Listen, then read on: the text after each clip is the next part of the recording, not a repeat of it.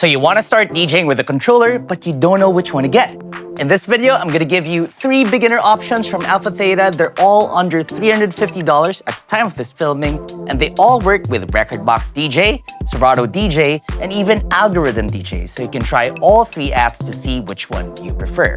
All 3 are popular and used by all sorts of DJs. Before we begin, a quick shout out to our video sponsor, djay. There's no better way to keep your DJ gear dust-free at home and protected in transport than with a djay cover.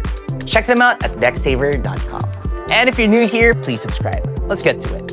Alright, so first up is my personal pick. This is the djay Flex 4. It's a 2-channel controller with 3-band EQs, color effects knobs, trim knobs, volume faders, and a crossfader, smart CFX, and smart fader buttons, plus 8 performance pads and AlphaTheta standard looping controls that you would find on a CDJ or XDJ unit. It also has a beat effects section.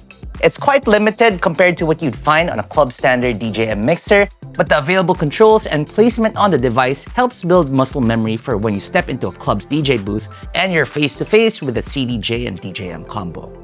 Now, the jog wheels here are responsive and they feel good for the size, though if you want something larger, you want to check out the djay Rev 1, which we'll talk about later in the video. The djay Flex 4 also has decent connectivity for a beginner device.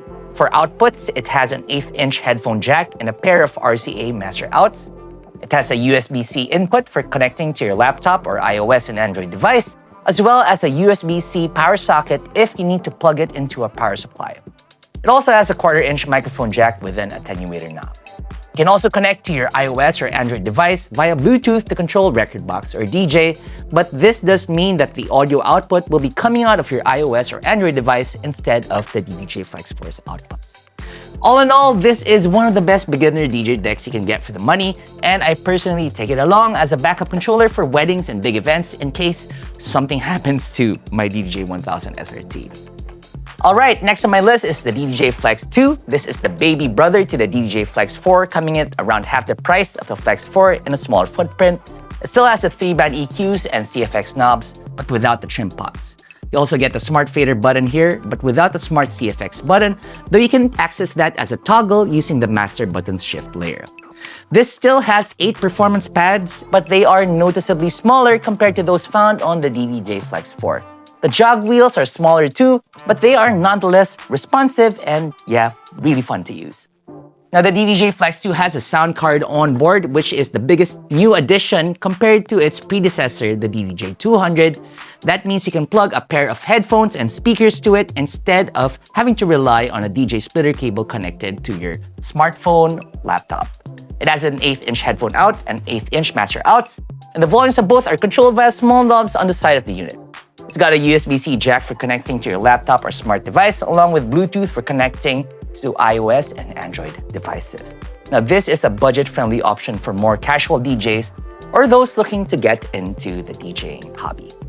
Alright, finally, we have the djay Rev 1. This looks different compared to the djay Flex 4 and Flex 2 because of the orientation. Instead of a standard CDJ and DJM setup, the djay Rev 1 mimics the layout of a pair of turntables and a DJM-S mixer in battle orientation.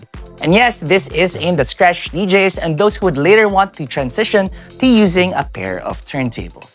You get large 6-inch jog wheels with pitch faders at the top of the unit, again to simulate the turntables placed vertically. Then you also get your 8 performance pads, 3-band EQ, trim pots, and filters, but this time you have FX paddles for momentary and toggled performance effects that are great for creative DJing and battle use. For connectivity, the djay Rev 1 has a pair of RCA master outputs, an 1/8-inch headphone jack, 1/4-inch mic input, and a USB-B socket for plugging in your laptop. If you're an aspiring scratch DJ or prefer an alternative layout to the club standard, the djay Rev 1 is a good starting point that's also cheaper than the djay Flex 4. So those are the 3 beginner DJ controllers in the AlphaTheta lineup. All of them are solid picks for new DJs and even for intermediate DJs looking for a backup controller, or if you're a gigging DJ who uses CDJs at the club and you want an affordable deck that you can use at home or for smaller parties. Let me know which of these you prefer in the comments, and I'll see you in the next video.